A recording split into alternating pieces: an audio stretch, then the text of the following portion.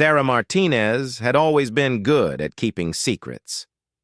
As she walked through the corridors of Langley Air Force Base that Tuesday morning, her flight suit crisp and her stride confident, no one would have guessed that beneath her calm exterior lay one of the most extraordinary backgrounds in modern aviation history. At 32, Sarah appeared to be just another maintenance officer, clipboard in hand, checking systems and running diagnostics on the base's fleet of advanced fighter jets. Her colleagues knew her as thorough, professional, and quiet. What they didn't know was that before her current assignment, she had spent 8 years as a test pilot for some of the most classified aircraft programs in the United States Air Force. The morning started like any other. Sarah reviewed maintenance logs for the F-22 Raptors stationed at the base, her trained eyes scanning for any irregularities that might ground the million-dollar aircraft. She had developed an almost supernatural ability to spot problems that others missed, a skill that had earned her respect among the ground crew, even if they didn't understand why a maintenance officer seemed to know so much about flight systems. Colonel James Wright, the base commander, walked past her station without a second glance. In his mind, Sarah was competent but unremarkable. He had no idea that her personnel file, buried deep in classified archives, contained flight records that would make even the most experienced pilots pause in admiration. Sarah preferred it that way. After what happened in Nevada 3 years ago, anonymity had become her closest friend. The base's current pilots were preparing for routine training exercises when the first signs of trouble appeared. Captain Mike Torres, one of the squadron's most experienced F-22 pilots, was reviewing weather reports when he noticed something unusual in the atmospheric data. Storm systems were developing faster than predicted, creating dangerous wind shear conditions that could prove deadly for high-performance aircraft. Sarah overheard the weather briefing from her position near the flight line. Her pulse quickened as she recognized the patterns forming on the meteorological displays. She had encountered similar conditions years ago during a test flight that had nearly cost her life. The memory of fighting through those violent air currents while testing an experimental aircraft sent a chill down her spine. As the morning progressed, the situation grew more complex. Intelligence reports began filtering in about suspicious aircraft movements near the Canadian border. Radar stations had detected unidentified contacts that appeared to be probing American airspace, testing response times and defensive capabilities. The base's alert status quietly escalated from routine to elevated. General Patricia Hayes arrived from the Pentagon via secure video link, her expression grave as she briefed Colonel Wright on the developing situation. Foreign aircraft, possibly belonging to a hostile nation, had been conducting increasingly bold reconnaissance flights near critical infrastructure. The timing seemed coordinated with the incoming storm system, suggesting someone was using the weather as cover for intelligence-gathering operations. Sarah continued her maintenance duties, but her attention was divided between her checklist and the growing tension around her. She noticed increased radio chatter, the rapid movement of personnel, and the subtle signs that indicated the base was preparing for something more serious than routine exercises. Her instincts, honed by years of high-stakes flying, told her that the situation was deteriorating rapidly. The F-22 squadron pilots gathered for an emergency briefing as the weather continued to worsen. Satellite imagery showed massive storm cells moving inland, creating a corridor of severe turbulence that would challenge even the most advanced aircraft. The foreign contacts had disappeared from radar, but intelligence analysts believed they were still in the area, using the storm's electromagnetic interference to mask their presence. Captain Torres studied the mission parameters with growing concern. The F-22s would need to patrol a vast area in conditions that pushed the aircraft to its operational limits. Wind speeds were approaching the maximum safe threshold for flight operations, and visibility was dropping rapidly as the storm intensified. Any pilot who launched into those conditions would be gambling with their life. Sarah felt the familiar weight of knowledge that she couldn't share. She had flown in worse conditions, had pushed experimental aircraft through weather that would terrify seasoned combat pilots. But her current role required silence, demanded that she remain in the shadows while others faced dangers she had conquered years ago. The irony was bitter, watching capable pilots struggle with challenges she had already mastered. The base's communication systems crackled with updates from neighboring installations. Several F-22 squadrons across the region were reporting similar intelligence regarding foreign aircraft activity. It was becoming clear that this wasn't an isolated incident, but part of a larger pattern of aggressive reconnaissance that posed a genuine threat to national security. As afternoon approached, the storm's intensity continued to build. Meteorologists revised their forecasts downward, predicting conditions that would ground most aircraft indefinitely. The foreign contacts remained elusive, their advanced stealth technology allowing them to appear and disappear from radar screens like ghosts. The situation was evolving into a perfect storm of natural and man-made challenges. Colonel Wright paced the command center, weighing his options as reports continued to flow in. His pilots were among the best in the Air Force, but even the best had limitations. The F-22 Raptor was an incredible machine, but it still required a human pilot capable of handling extreme conditions. As he looked at the weather data and intelligence reports, Wright began to realize that the mission ahead might require capabilities that exceeded what his current roster of pilots could provide. Sarah completed her maintenance checks and filed her reports, her movements automatic as her mind processed the developing crisis. She had faced similar situations before, had been the pilot others called when conventional solutions weren't enough. But those days were behind her, buried in classified files that might as well have been written in invisible ink. Or so she thought. As the storm clouds gathered overhead and the first emergency alarms began to sound across Langley Air Force Base. The emergency klaxon pierced the air at 14:47 hours, its urgent wail cutting through the rumble of approaching thunder. Sarah's hands stilled on her diagnostic tablet as every person on the flight line turned toward the command center. The sound meant only one thing: immediate threat to national airspace. Within minutes, the details emerged through rapid-fire radio communications. A formation of unidentified stealth aircraft had penetrated the outer defense perimeter, using the storm's interference to mask their approach.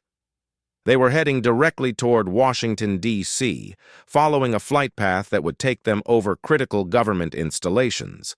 The window for intercept was closing rapidly. Colonel Wright's voice crackled over the base-wide communication system, calling all available F-22 pilots to immediate readiness. Sarah watched from her position as the squadron's 6 qualified pilots rushed toward the briefing room, their faces grim with the weight of sudden responsibility. She knew each of them by reputation, skilled aviators who had trained extensively for exactly this kind of scenario. The meteorological situation had deteriorated beyond anyone's worst predictions. Wind gusts were now exceeding 60 knots, with severe turbulence extending from ground level to 40,000 feet. Lightning strikes were occurring every few seconds, creating electromagnetic pulses that could damage sensitive avionics. The storm had become a weapon in itself, as dangerous as any enemy aircraft. 10 minutes into the emergency briefing, the first devastating news arrived. Captain Torres, the squadron leader, had developed sudden onset vertigo during his pre-flight medical check. The flight surgeon grounded him immediately, suspecting an inner ear infection that made high-performance flying impossible. In the space of heartbeats, the squadron had lost its most experienced pilot. Lieutenant Colonel Sandra Reeves, the operations officer, quickly reassigned mission roles. 5 pilots remained, but as the briefing continued, the challenges mounted. The storm was moving faster than predicted, creating a shrinking window for intercept. The unidentified aircraft were using advanced jamming techniques that would require exceptional pilot skill to overcome. Most critically, the turbulence levels were approaching the absolute limits of what the F-22 could handle. Sarah listened to the radio chatter while continuing her maintenance duties, her trained ear picking up the subtle tension in the pilots' voices. She recognized the signs of aviators pushing beyond their comfort zones, entering territory where skill alone might not be enough. The weather conditions were brutal, the kind that had ended careers and lives when pilots encountered them unprepared. 23 minutes after the initial alert, disaster struck. Captain Jennifer Walsh, climbing through 15,000 feet in her F-22, encountered a massive downdraft that slammed her aircraft toward the ground with devastating force. Her emergency transmission cut through the radio static. "Mayday! Mayday!" Raptor 7-2 experiencing uncontrolled descent. Instruments failing, attempting emergency procedures. Sarah dropped her tablet and ran toward the control tower, her pulse racing as she heard the pilot's increasingly desperate transmissions. Walsh was fighting for control in conditions that would challenge a test pilot, let alone someone trained primarily for conventional combat operations. The F-22's advanced systems were being overwhelmed by the storm's intensity, creating a cascade of failures that threatened to bring down the aircraft. The rescue unfolded with painful slowness. Walsh managed to regain partial control at 8,000 feet, but her aircraft was severely damaged. She was forced to attempt an emergency landing at a civilian airport 30 miles away, effectively removing another pilot from the intercept mission. The squadron was now down to 4 operational aircraft, facing a threat that required every available resource. In the command center, General Hayes maintained her connection from the Pentagon, her image flickering on the secure video display as she coordinated with other defense installations. The unidentified aircraft had split into multiple groups, forcing defending forces to spread their resources across several potential targets. Time was running out to organize an effective response. Colonel Wright faced an impossible decision. His remaining pilots were capable, but the conditions exceeded the parameters of their training. The storm showed no signs of weakening, and intelligence suggested the foreign aircraft were specifically equipped to operate in severe weather. Launching his pilots into those conditions might result in the loss of both aircraft and lives, while failing to launch could allow hostile forces to complete their mission unopposed. As Wright wrestled with his options, Sarah made a decision that would change everything. She walked into the command center, her maintenance uniform drawing curious glances from the operations staff. Without introduction or explanation, she approached the mission planning table where weather data and flight paths covered every available surface. "Colonel," she said quietly, her voice carrying an authority that seemed to contradict her apparent rank and position, "I need to speak with you privately. It's about the mission." Wright looked up from his charts, irritation flashing across his face. "Officer Martinez, I appreciate your dedication, but this isn't the time for maintenance concerns. We have a national security crisis developing." Sarah met his gaze steadily, her expression unchanged. "Sir, with respect, I'm not here about maintenance. I'm here because I can fly that mission." The command center fell silent. Staff officers stopped their conversations, communication specialists paused their radio monitoring, and even General Hayes leaned forward on her video screen. Sarah's simple statement hung in the air like a challenge to everything they thought they knew about the quiet maintenance officer. Wright's expression shifted from irritation to confusion. "Officer Martinez, I'm not sure what you're suggesting, but F-22 operations require specialized training that I received at Edwards Air Force Base between 2018 and 2021, Sarah interrupted, her voice remaining calm despite the magnitude of what she was revealing. Flight test certification on the YF-22 prototype, advanced weather penetration training, and combat systems qualification on classified variants of the Raptor that haven't been acknowledged publicly. She reached into her flight suit and withdrew a sealed envelope that bore the unmistakable markings of the highest levels of military classification. My complete flight records, sir. Clearance level, top secret, special access program. I was told to carry these only in case of extreme emergency. Wright took the envelope with hands that trembled slightly. Around the command center, personnel exchanged glances of disbelief and curiosity. Sarah Martinez, the woman they had known as a competent but unremarkable maintenance officer, had just claimed capabilities that would make her one of the most qualified pilots in the entire Air Force.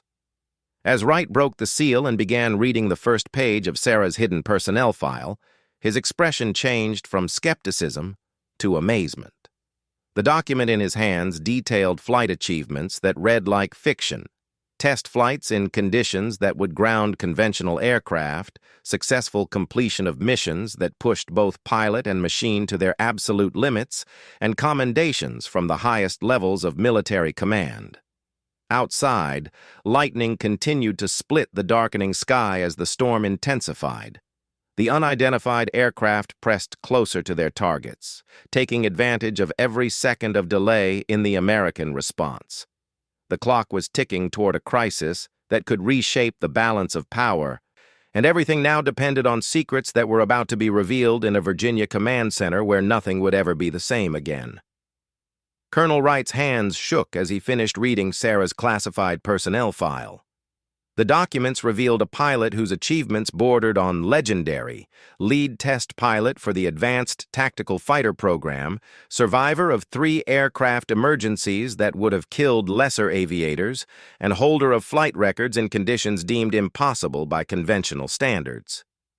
"Why?" Wright asked, looking up from the papers. "Why hide this? Why work maintenance when you could be leading squadrons?" Sarah's expression remained steady, but something flickered in her eyes. "Nevada 2022, test flight of the X-47C stealth prototype. Classified mission went wrong. Resulted in the loss of a $50 billion program and 3 good people. The investigation cleared me of wrongdoing, but the Air Force decided my profile was too high, too visible. I requested reassignment to a position where I could serve without drawing attention." General Hayes leaned forward on her video screen. "Colonel Wright, we don't have time for extended personnel discussions. Those aircraft will reach Washington airspace in 37 minutes. Can she do this mission or not?" Wright looked at Sarah with new understanding. The quiet competence, the uncanny ability to diagnose aircraft problems, the way she seemed to understand flight systems better than pilots who flew them daily, it all made sense now. "Officer Martinez, are you requesting assignment to this mission?" "I'm requesting permission to do my job, sir. The same job I've been doing for 14 years, just in a different aircraft." The authorization came through in record time. General Hayes personally approved Sarah's temporary flight status, bypassing standard protocols that would have taken days under normal circumstances. Within minutes, Sarah was walking toward the flight line, trading her maintenance uniform for a flight suit that felt like coming home after a long exile. The F-22 Raptor designated for her mission was tail number 054087, one of the newest aircraft in the squadron's inventory. Sarah conducted her pre-flight inspection with movements that were both familiar and foreign, the same procedures she had performed thousands of times, but on an aircraft she hadn't flown in 3 years. Her hands moved across switches and systems with muscle memory that hadn't faded despite her time away from the cockpit. As she climbed into the aircraft, Sarah felt the weight of 14 years of flying experience settling around her like an old jacket. The F-22's cockpit was sophisticated beyond imagination, filled with displays and controls that represented the pinnacle of aerospace technology. But to Sarah, it was simply another office, another place where physics and skill would determine success or failure. The storm had intensified during the preparation phase. Radar showed massive cells of turbulence stretching across the entire flight path, with lightning activity that could disable electronics and wind conditions that exceeded the F-22's design specifications. The hostile aircraft had used the delay to penetrate deeper into American airspace, now less than 20 minutes from the capital's restricted zone. Sarah's takeoff was a demonstration of skill that left ground observers speechless. Where other pilots would have struggled against the crosswinds and turbulence, she seemed to dance with the storm, using the aircraft's advanced flight controls to find pockets of stable air that shouldn't have existed.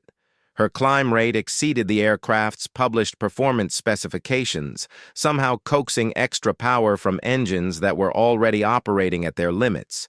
At 25,000 feet, Sarah encountered her first real challenge. The storm's intensity created conditions that her instruments couldn't accurately measure. Wind shears that shifted direction in seconds, electromagnetic interference that scrambled navigation systems, and turbulence that threw her aircraft around like a toy. For most pilots, these conditions would have meant mission abort. For Sarah, they were simply another variable to master.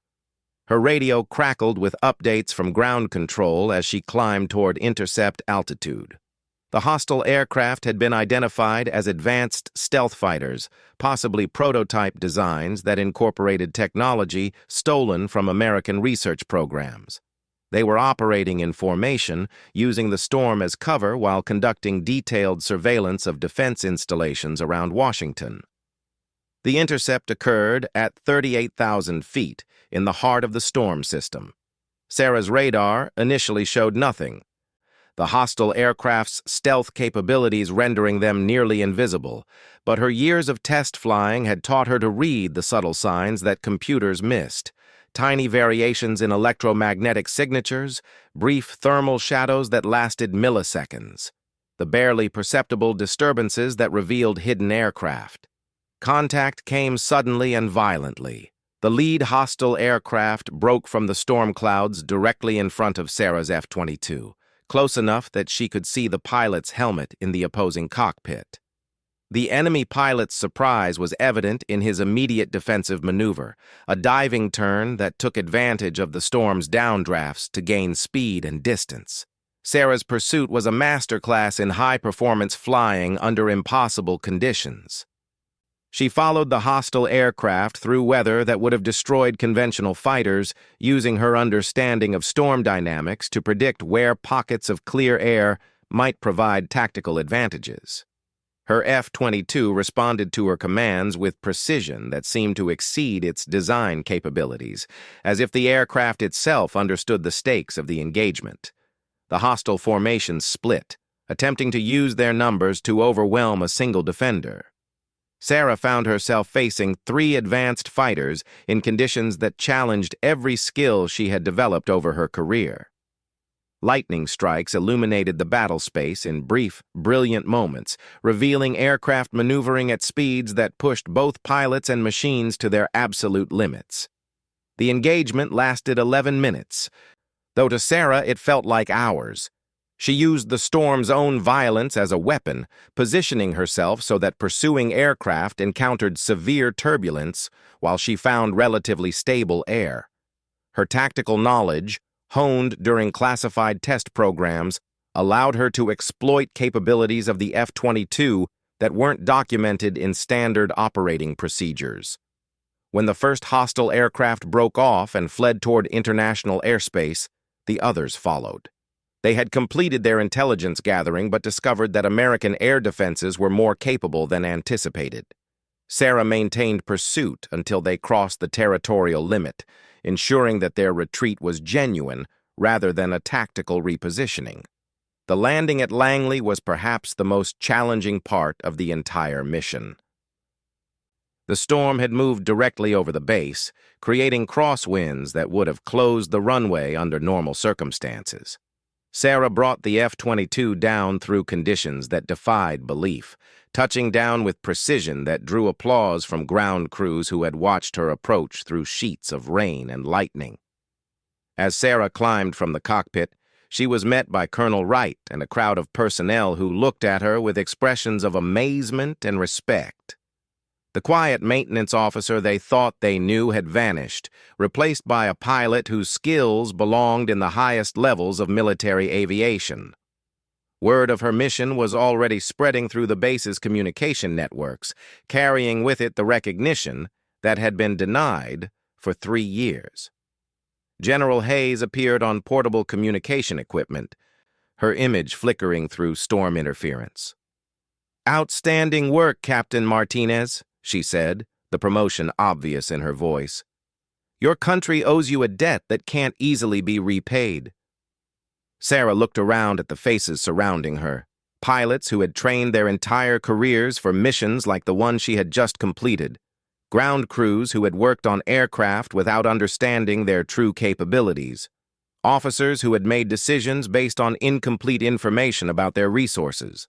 The secret was out, and with it came responsibility she had hoped to avoid. In the days that followed, Sarah's story would be classified and filed away, another chapter in the hidden history of American air defense. But on that stormy afternoon at Langley Air Force Base, as lightning continued to split the Virginia sky, she stood among colleagues who finally understood what they had been in the presence of all along. A pilot whose skills represented the very best of what human beings could achieve when they pushed beyond the boundaries of the possible.